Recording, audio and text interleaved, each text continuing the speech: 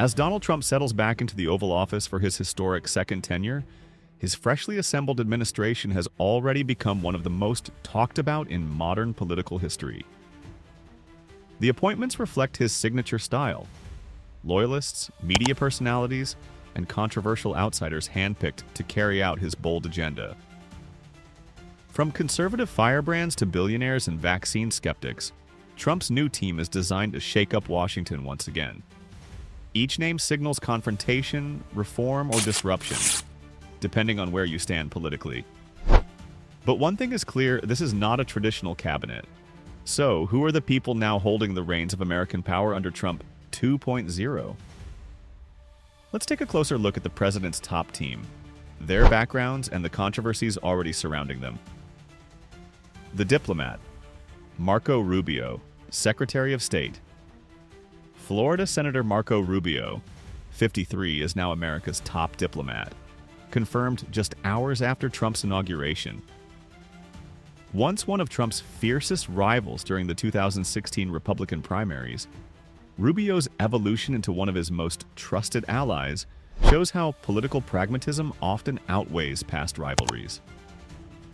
Rubio brings a hawkish foreign policy stance, especially on China, and has vowed to adopt a tough but fair approach in trade and diplomacy. As the first Latino Secretary of State in U.S. history, his appointment is symbolic, though not without friction. Behind closed doors, Rubio's task is formidable: repairing relations with European allies, countering China's growing influence, and maintaining U.S. leadership amid ongoing wars in Ukraine and Gaza. Trump praised Rubio as a fighter with brains and loyalty, but critics worry his hardline views could escalate tensions with Beijing and Tehran. The warrior, Pete Hegseth, Secretary of Defense. Fox News host and U.S. Army veteran Pete Hegseth now oversees the Pentagon, marking one of the most unconventional appointments in U.S. military history. Without prior political or Pentagon experience, Hegseth's rise reflects Trump's preference for loyalty over bureaucracy. "Nobody fights harder for the troops," Trump declared during his swearing-in. His appointment comes amid critical global conflicts, particularly in Eastern Europe and the Middle East. Supporters see Hegseth as a patriotic defender of American strength, while critics question his understanding of complex defense policy and international strategy. Controversy shadows his past. Reports surfaced of a 2017 sexual assault allegation and a separate hush payment to a woman who claimed misconduct. Hegseth denies all allegations, calling them politically motivated. Still, Trump's faith in him is unwavering. Together, they've vowed to restore what they call a warrior ethos to the U.S. military, a phrase that has already sparked heated debate in Washington. The enforcer, Pam Bondi, Attorney General. After a turbulent start with Trump's first pick, Matt Gaetz, withdrawing amid allegations of misconduct, Pam Bondi was swiftly nominated and confirmed as Attorney General. A seasoned prosecutor and former Florida Attorney General, Bondi has a long history with Trump. She was part of his legal defense team during his first impeachment trial and served on the Opioid and Drug Abuse Commission. Trump called her a fearless prosecutor who puts America first.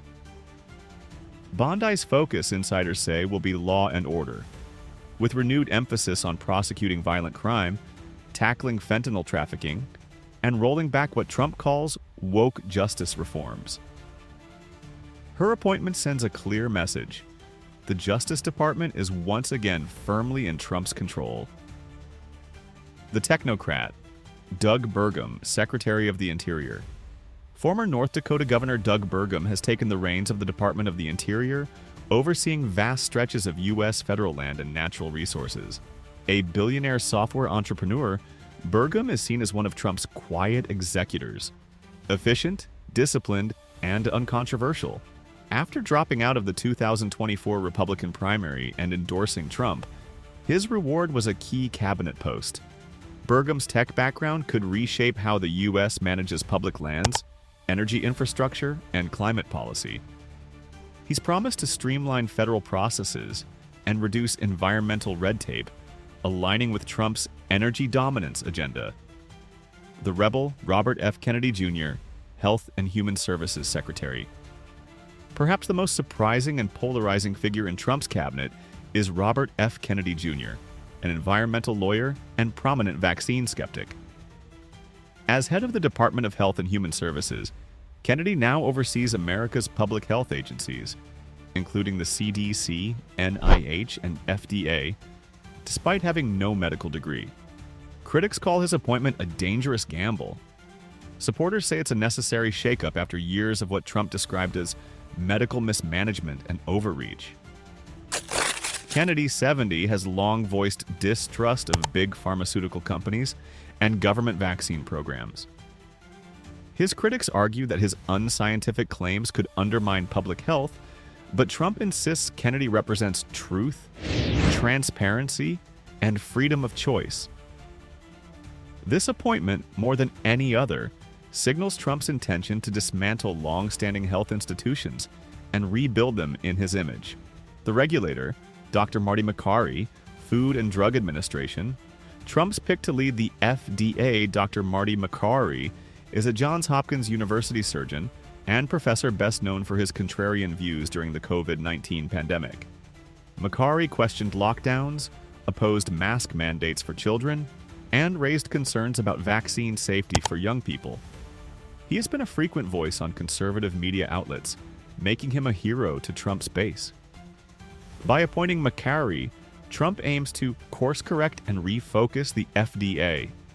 In his words, away from political influence and toward public accountability. Expect Makary to push for faster drug approvals, looser regulations on clinical trials, and an overhaul of federal vaccine policy. The Patriot, Doug Collins, Veterans Affairs Secretary. Former Georgia Congressman and Air Force chaplain Doug Collins now leads the Department of Veterans Affairs. A loyal Trump ally during both impeachment trials, Collins has long championed military veterans and served in the Iraq War.